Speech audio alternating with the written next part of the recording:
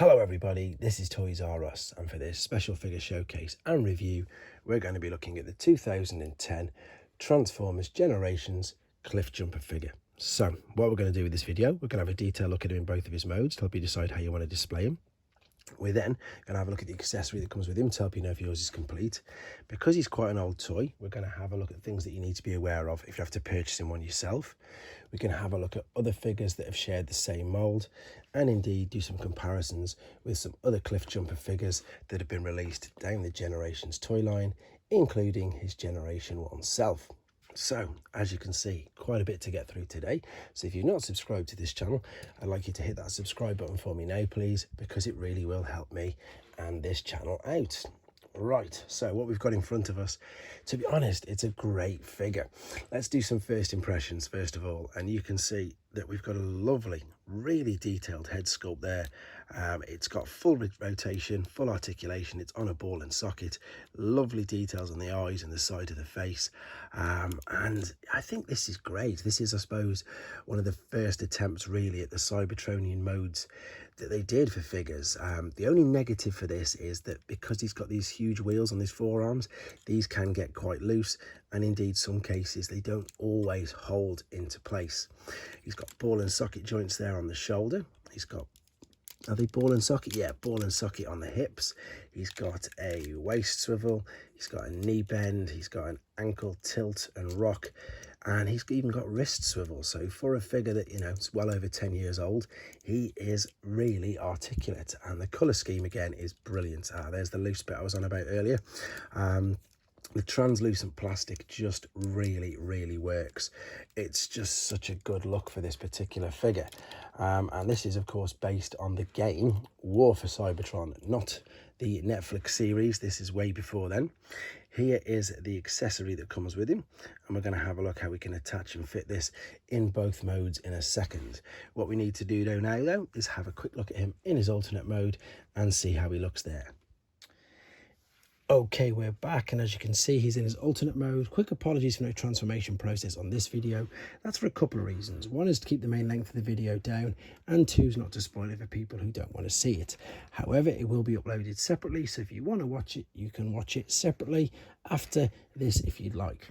Right, this alternate mode I think looks brilliant. I suppose it's one of the first, and it was this along with Bumble Bee, first sort of attempt at a Cybertronian alternate mode, and I think they really pulled it off. And again, don't forget, this is the War for Cybertron, not the new version that we've just had. So this was, as I say, Generations 2010, and look at this, it's brilliant. You've got different color schemes, translucent plastics on the wheels. It is quite a fiddly transformation in all honesty, and sometimes it does leave a couple of gaps, as you can see here. Sometimes they just do pop out, but otherwise, I mean, it looks great. It's brilliant. It's like nothing, well, at the time it was like nothing we'd ever seen before. Since then, and I suppose this is only, I suppose, any real comparison we can do, but this is of course based on the new movie. So this is Cybertronian version of Bumblebee from the Bayverse, well, the Bumblebee movie, title name Bumblebee movie, and it's a little bit like it, but it's obviously, this is a movie figure and this isn't. So it's the only other thing I think we can have a look at and do a little bit of a comparison with in this mode. Anyway, let's move him out of the way and let's just have a look underneath. You can see where pretty much everything is tucked away. One thing I do need to show you is that you can see that little ledge there. You can take the gun and you can attach this and it will stick behind there. Oh, and it's just popped out. It will rest, and it does actually stay, to be honest. It'll clip on the back of that and it will stay underneath. Right, and I think that's about it for the alternate mode, in honesty. What we're going to do right now then, we're going to come back. He's going to be back in his robot mode, and we're going to do some more comparisons. Okay then, back for the final time within his robot mode to do some more comparisons, and the main reason for this is the way that I'm going to be choosing to display him. So obviously we saw in the alternate mode we could store away his weapon. I've kept it there just to show you that you can do exactly the same, of course, in robot mode. It is just hidden and tucked away underneath there, so it just comes off exactly the same as how you put it on. It's just a case of unclipping it. It does mean, obviously, you can see when he's in robot mode that you do have to pretty much fold out half the back, but as you can see, it's very easy to fold it all back down. Again, more things to sort of be aware of is just these getting loose. He's also got these blades, which I deliberately didn't go through in the first part because it was just first impressions. This is more, I suppose, how you can use and how you can display him. So we can swing out these blades from underneath his arms. Now, I've got to confess, I don't know if these were spring loaded. I've had this for years and I did buy it on the secondary market. So if the originals pop out, I'm sorry, I don't know that. Or maybe you just have to pull them out. It's hard to guess because obviously on the back of the packaging, it just mentions blades deploy. And there's a bit of a spiel there. If you want to read about that, you can pause that now and have a read of that yourself. And we've also got his stats there at the bottom.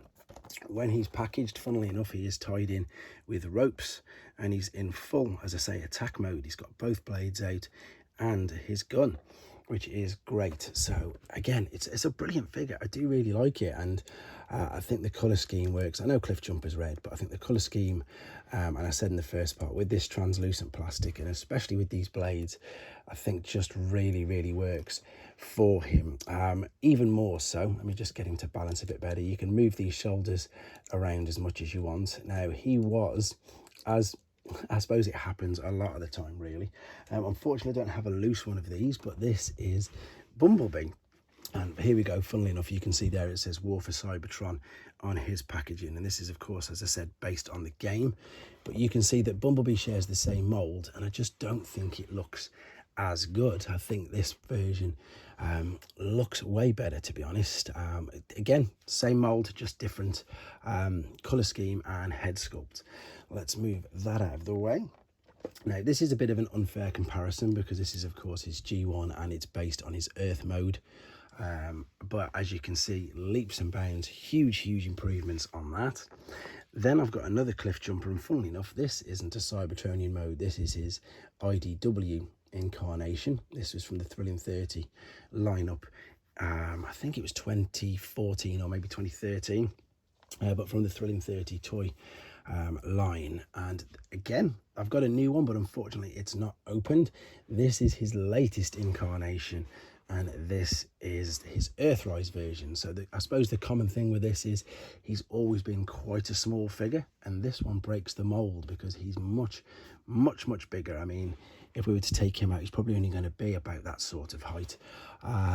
Yeah, as I say, one of the main characters, loads of incarnations, but mainly always these smaller figures. So it's rather nice to have him quite a large figure, as you can see. The Generations line is getting more and more sought after, in honesty. So I think, again, because of all the different incarnations of him, this one is very unique, purely because A, of his size, and B, the good use of the colour scheme and the translucent plastic.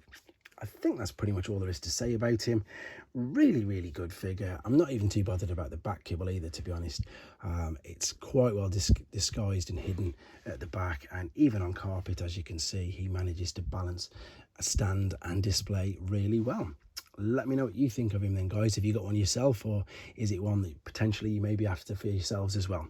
Let me know. Take care.